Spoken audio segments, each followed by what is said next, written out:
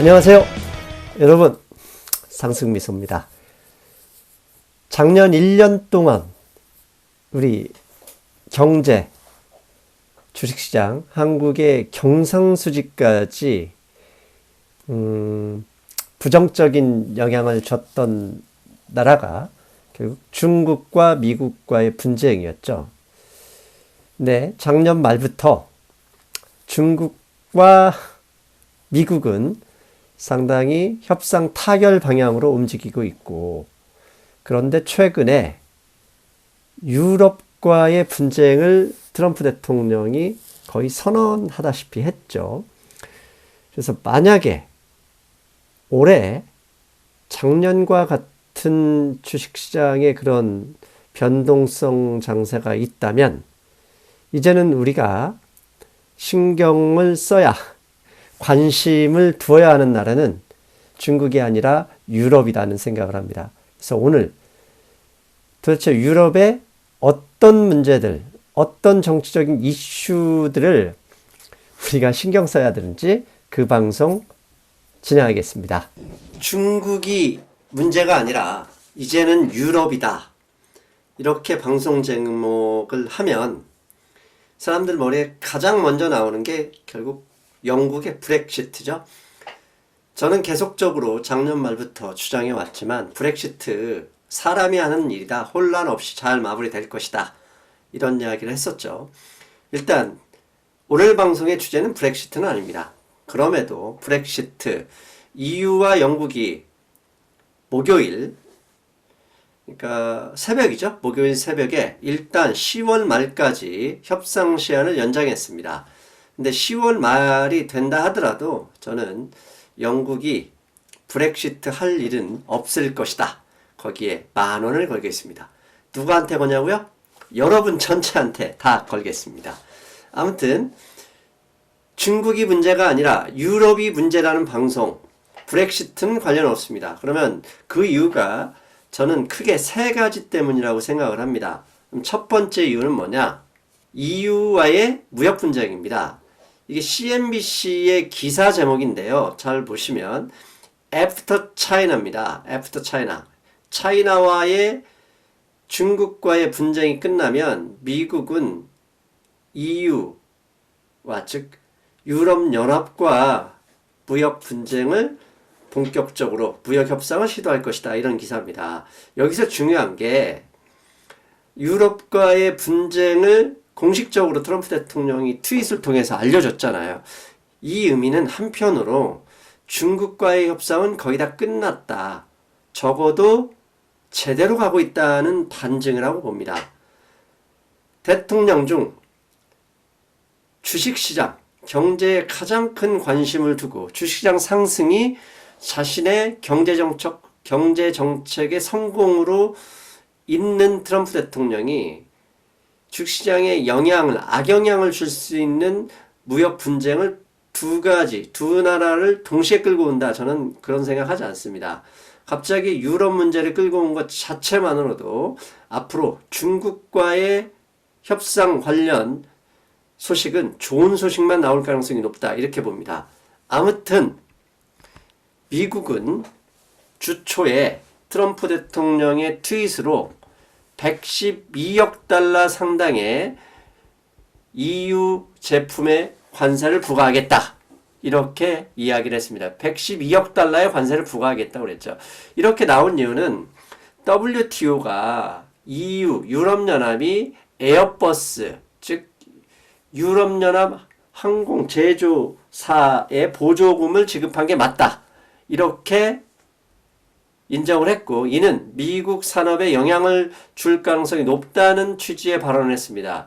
이를 기다렸다는 듯이 트럼프 대통령이 받아서 커들로우 장관도 이미 인터뷰를 통해서 그런 이야기를 했지만, 트럼프 대통령은 자신의 트윗이 가장 빠르고 정확한 공식적인 알림장이잖아요. 그걸 통해서 112억 달러의 유럽산 제품에 대해서 관세를 부과하겠다, 이렇게 발표를 해버렸습니다. 그러니까 USTR, 미국 무역 대표자 회의인가요? USTR에서 한마디로 유럽 너희들 기다려라. 니네 보조금 때문에 우리 보잉이나 이런 뭐 회사들이 힘들다.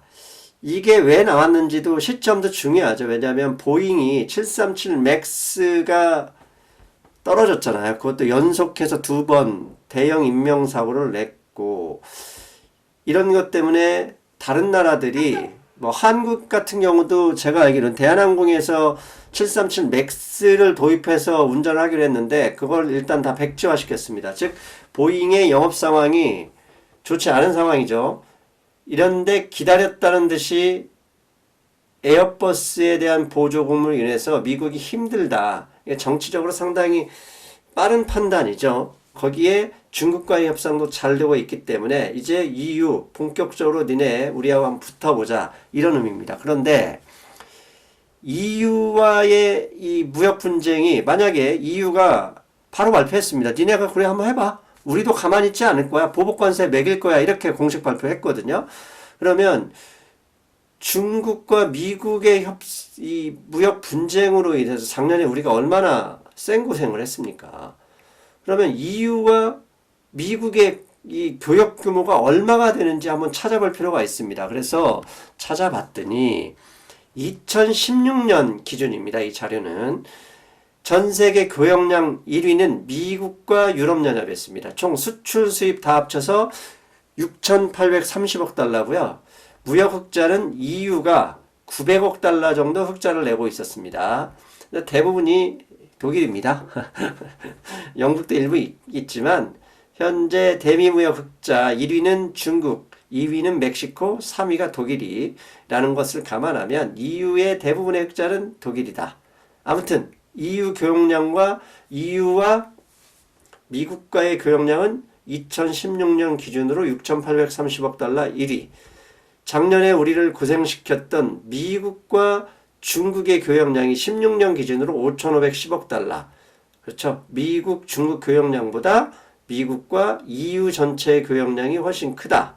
3위는 중국이었고요. 2위가 EU와 중국이었습니다. 그만큼 EU가 대외 의존도가 높기도 하고 시장도 크다는 얘기죠. 즉 이렇게 전 세계 교역량 1위를 차지하는 두 나라 간에 EU를 그냥 한 나라로 지칭하겠습니다.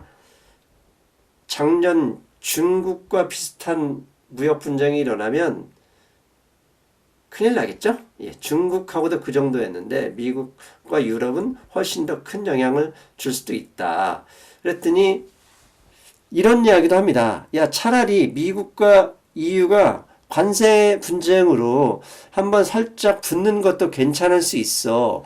그게 무슨 말입니까? 그랬더니 ECB와 관련된 이야기였습니다. 어젯밤이죠. 한국 시간으로 오늘 새벽에 ECB 통화정책회의가 있었습니다.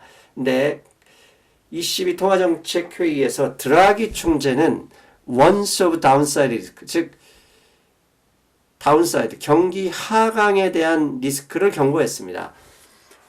참 웃긴 게요. ECB는 작년 12월에 이제 양적 완화 더 이상 안 한다. 금리 인상을 2020년에 할지 19년에 할지 저울질이다. 이렇게 얘기했었는데 단 4개월 만에 유럽이 지금 엉망이잖아요.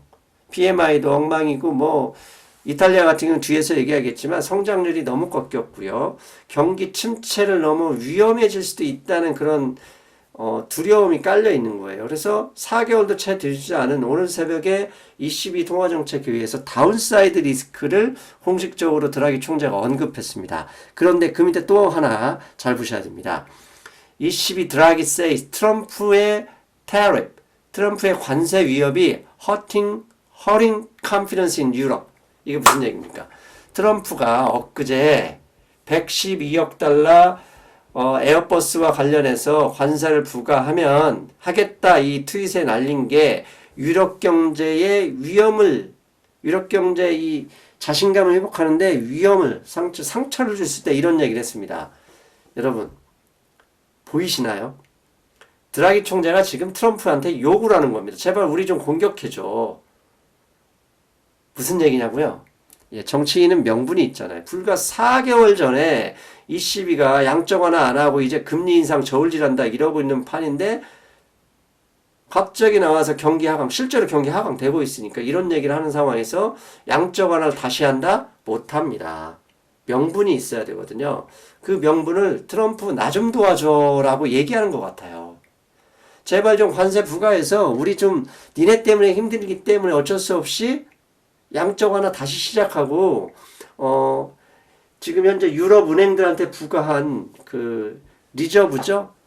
그 뭐라고 해서 지불 준비 그 유럽 양적 완화를 받았던 데에 대해 0.4% 이자율을 매기고 있거든요. 이것조차 없애게 할 수 있는 명분을 줘 이러는 것 같아요. 그래서 어떤 분들은 유럽 경제 위기가 아니라 유동성 확충을 위한 기회로 인한 뭐 기회의 수단 이런 얘기도 하더라고요. 아무튼 그건 둘째 문제고 드라기도 공식적으로 제발 트럼프 대통령 우리 좀 공격해줘 이렇게 얘기하는 것 같지만 일단 증상 표면은 미국과 유럽의 관세 분쟁은 그렇게 썩 좋지 않은 아니 상당히 우려스러운 금융시장을 혼란에 빠뜨릴 수도 있다 이렇게 생각하고요. 두 번째는 이탈리아입니다. 돌아온 작년 6월에 한참 고생을 했었죠. 이탈리아가 작년에 6월 그 오성운동이라는 극우연합이 집권을 했고 그 이후에 8월 달에 유럽연합 ECB와의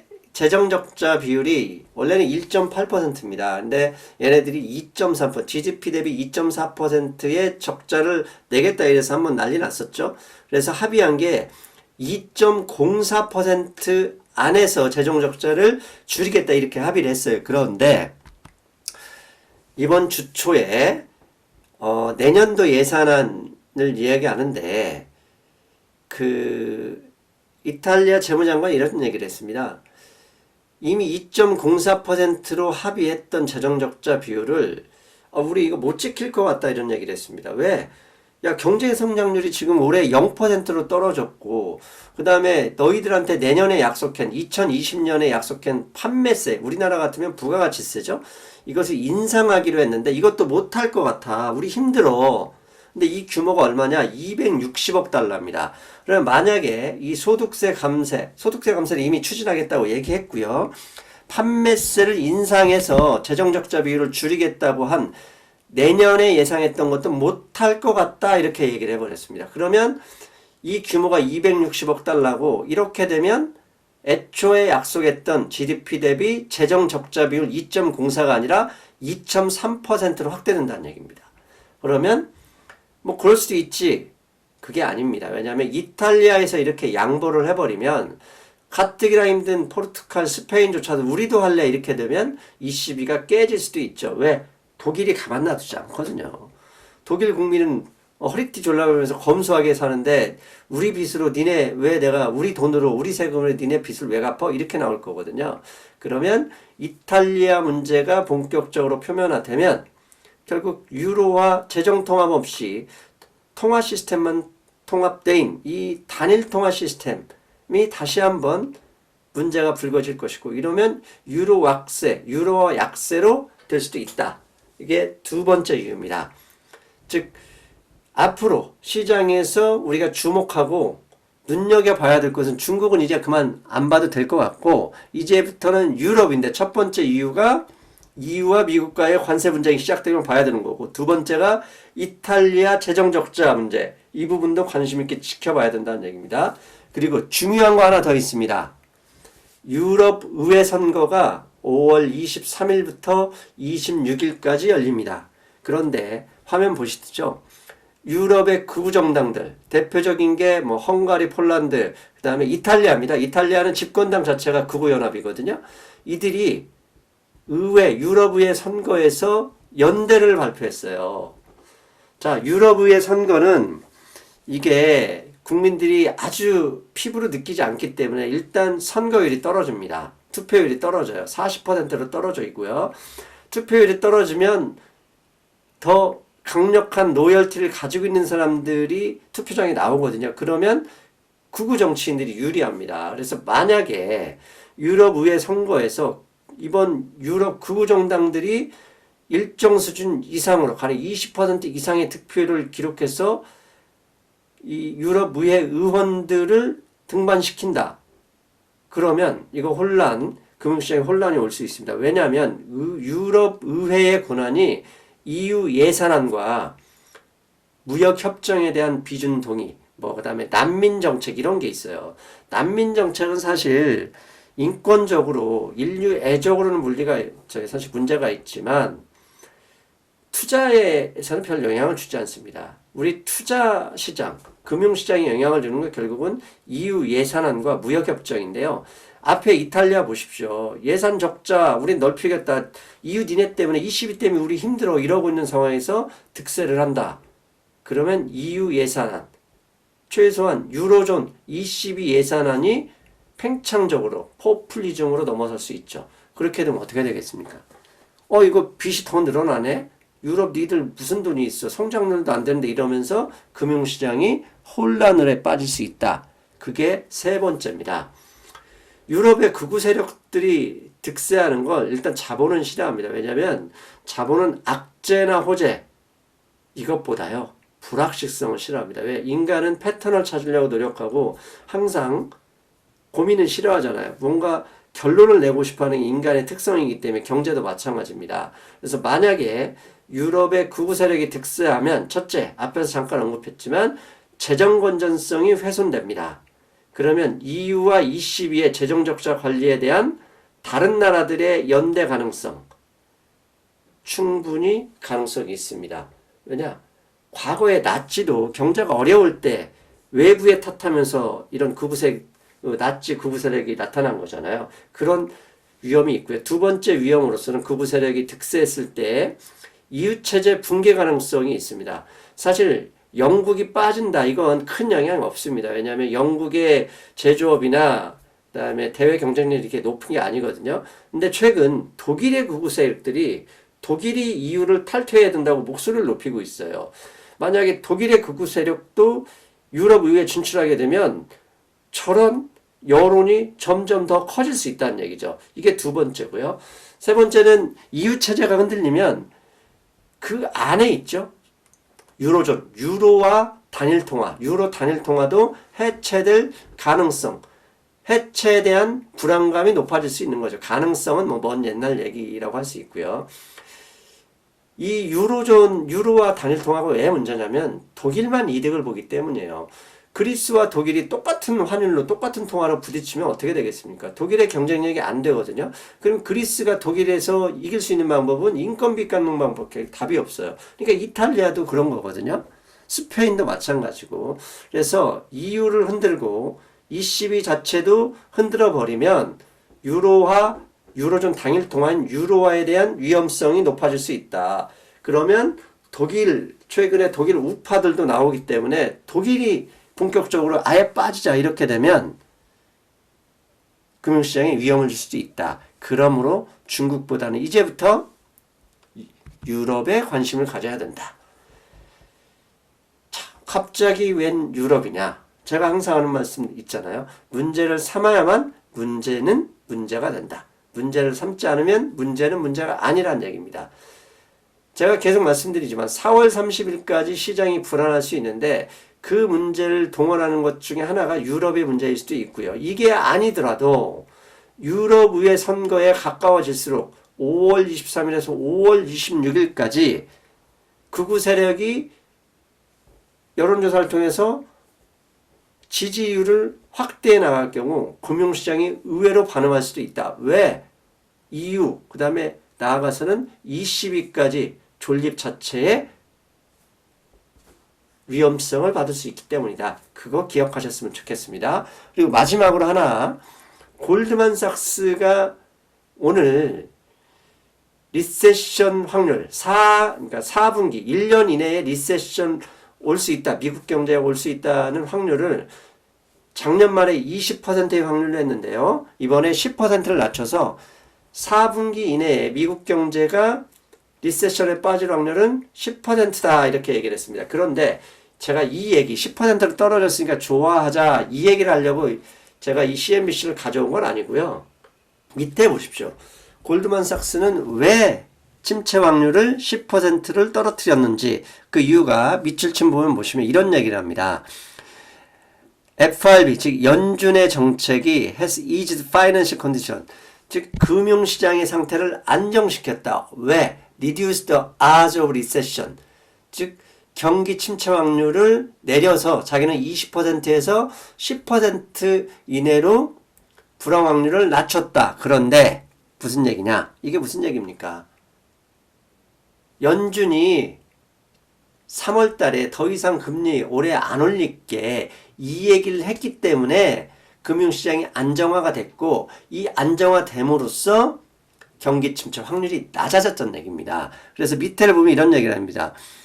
The economists study the reasons. 그러니까 이렇게 된 이유를 for the easier financial condition and Fed was largely responsible.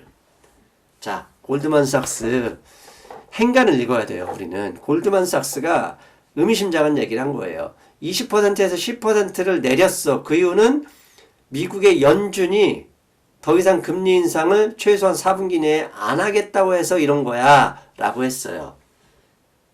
그렇다면 유럽을 흔들어서 ECB한테 양적 완화를 빨리 내놔 이렇게 얘기하게 만들 수도 있지 않을까. 무협지 같죠? 저는 충분히 가능성 있는 얘기다. 왜? 골드만삭스라는 투자은행들, 월가 자본들은 결국 중앙은행의 유동성 확충 정책을 원하기 때문이다. 그리고 앞에서 드라기도 그랬잖아요. 트럼프 대통령의 관세 부과 아직 시작도 안 한 거야. 그게 유럽을 악화시킬 수 있대지 않습니까? 제발 좀 우리를 때려다오. 그러면 ECB에서 유동성 확충해 줄게. 그 얘기를 했더니 골드만삭스도 미국 연준이 이렇게 해서 침체 확률을 낮췄어. 20%마저 없애려면 금리 인하하든지 유럽 도 동참해. 이렇게 얘기하는 것은 아닐까. 이렇게 추론할 수도 있다. 말씀드렸습니다. 자, 여러분 이제 끝내야 될 시간입니다. 앞에서 언급했던 대로요. 이제는 중국보다는 유럽과 미국과의 문제를 잘 살펴야 되고 잘 살펴야 되는 크게 세 가지 변수는 관세 분쟁, 두 번째는 이탈리아 재정 적자 문제, 세 번째는 5월 23일부터 26일까지 열리는 유럽 의회 선거다. 이 세 가지 기억해 두십시오. 저는 오늘은 여기까지고요. 일요일 금융시장 브리핑에서 만나겠습니다. 여러분 안녕.